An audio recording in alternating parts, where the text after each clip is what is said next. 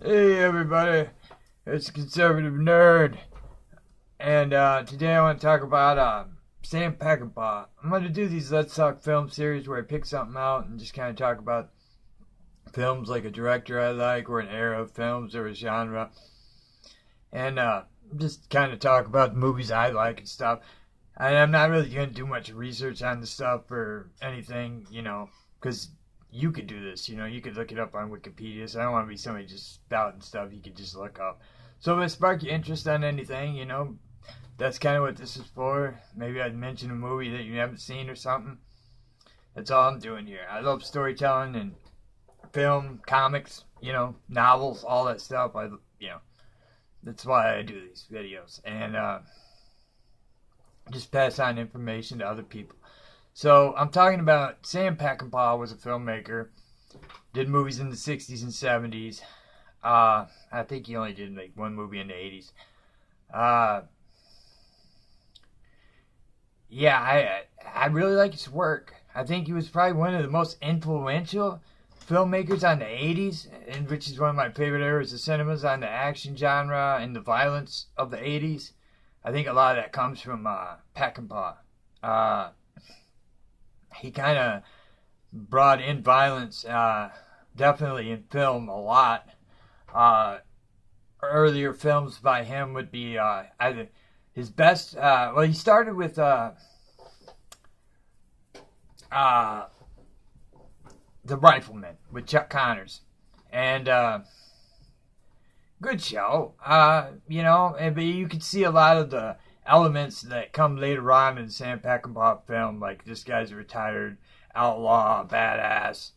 He now has a kid, and he's a sheriff, and you know, he always kind of dealt with like the aging cowboy. That was kind of like the aging outlaw. I think that's a big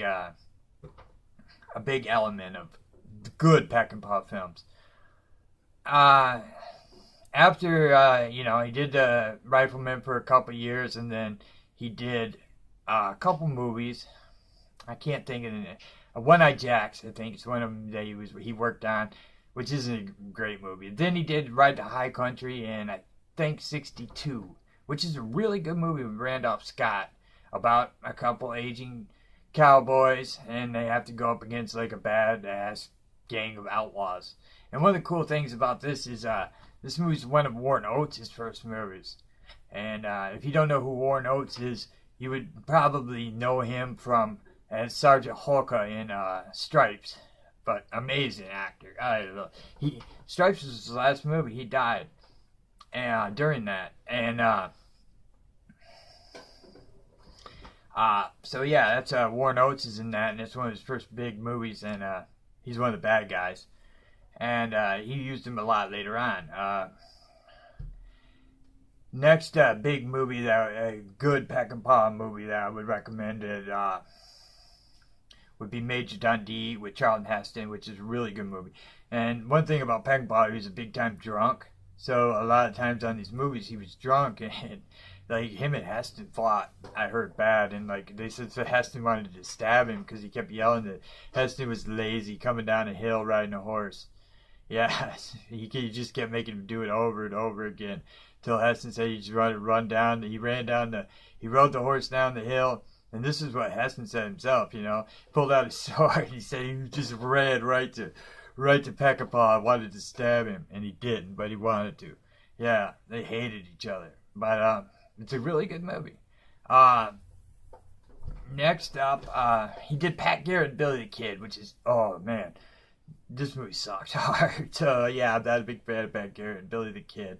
Uh, Bob Dylan's in it. Yeah, Bob Dylan, and he's terrible in it. And that's all I really remember from it because it's been so long since I've seen this. Uh, is Bob Dylan is awful in it, and it's really boring. That's what I remember about Pat Garrett and Billy the Kid. Um, Although, probably the best Peckinpah movie, without a doubt, his best movie, in my opinion, would be The Wild Bunch in '69, which is one of the movies that influenced, I think, a big influence on the rating system, because there wasn't a rating system when it first came out. That and Bonnie and Clyde and The Graduate were all movies that kind of were like, oh, we need to get a rating system, you know. But yeah, I would say that the Wild Bunch is definitely influenced on violence in cinema. I mean, a lot of at the time that it came out, critics were just criticizing it big time. Like, this movie's just, you know, porn, violent porn, you know. But it's actually a really, really good movie. And again, it's a great story on the aging cowboy. Yeah, it's very good. It's a little slow in the middle, but man, the beginning of the Wild Bunch is incredible, and the ending of the Wild Bunch is incredible. And again, it's got Warren Oates in it, as always, and he's great. Now, after the Wild Bunch, he did have a pretty big hit movie in Straw Dogs, critically acclaimed. Now, see, in my opinion, I like Straw Dogs. It's one of those movies, I find it's very 70s, and it's a movie that you watch one time, and you really like it, and then you try to watch it again, and you go, it's kind of boring. You know, it's one of those kind of movies, it holds your attention, but once you know it, it's not very, you know, it's not a multiple view type of movie. And it's very slow. I like the Wild Bunch better. I think the Wild Bunch is a better movie. Straw Dogs is kind of about like Dustin Hoffman's a pussy, and you know, and he finally snaps. You know, that kind of movie. But for my money, I like Wild Bunch better. He did The Getaway too. I don't want to forget The Getaway with Steve McQueen, which is probably better than Wild Bunch. That's a great movie too. They remade that, and they remade it with Alec Baldwin. Yeah, it's terrible. The remake is terrible.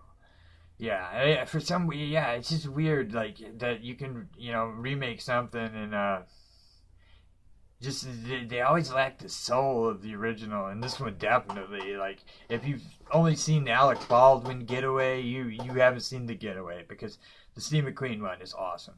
Yeah, and then he let's see, that was before Wild Bunch. I think that's in the 60s, but again, I'm doing all the reason I do it from my memory is because this is just me talking about films I love and stuff, so you get my perspective and what I like. If I go look it up on Wikipedia and shit, you know, then you're just getting Wikipedia. And again, if any of this stuff interests you, you can always go look it up and get the facts and the year and all that. But yeah, and then let's see, where am I at then? I don't want to forget this one. Not his best work, but the parts of it are really cool. And you can really see the Tarantino influence in Peckinpah. If anything, yeah, I see that Tarantino rips a lot of stuff off. You know, people say, yeah, you know, you watch this stuff, you get influenced by it. He definitely watched a lot of Peckinpah. And that Bring Me the Head of Alfredo Garcia, starring one of my all-time favorite actors, Warren Oates.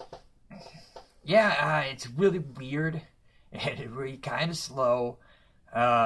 Again, you know, it's a different era than what our era of filmmaking, and definitely most stuff in the 70s would seem slow by comparison to modern movies.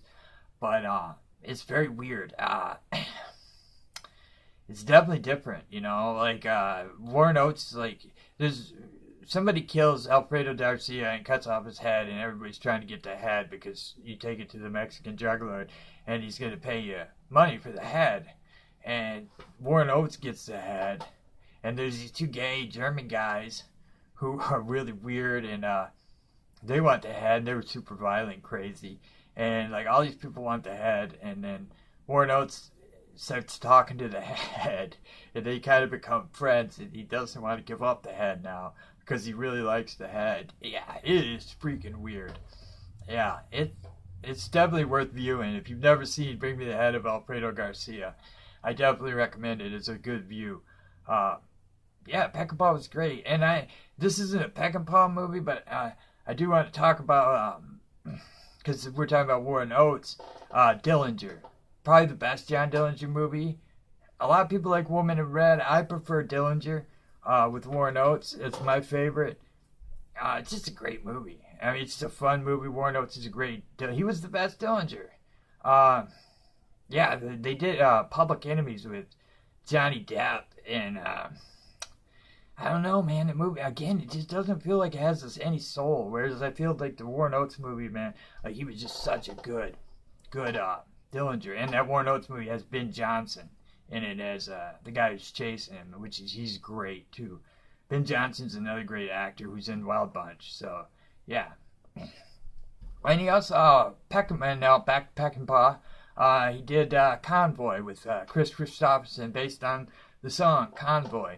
Back before when it was, when people would make movies about songs. Well, I guess they still do, so yeah, but Cowboy is, it ain't bad, for that type of mainstream cinema type of movie. Cowboy ain't bad. It's a good watch. Peckinpah, one of the few I would say, mainstream type of movies that the man made would be Convoy.